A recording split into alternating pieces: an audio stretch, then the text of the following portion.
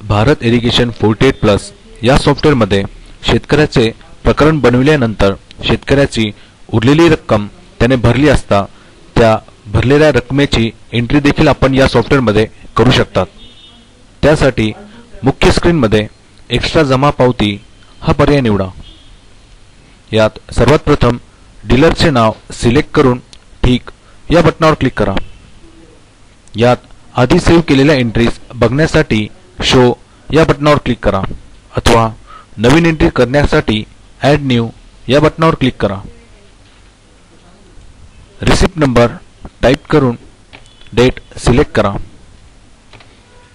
यानंतर शेतकऱ्याचे नाव सिलेक्ट करा।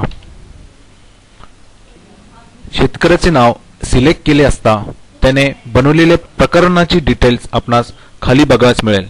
त्याचप्रमाणे त्या शेतकऱ्याकडून येणे असलेली बाकी रक्कम येथे बघायला मिळेल।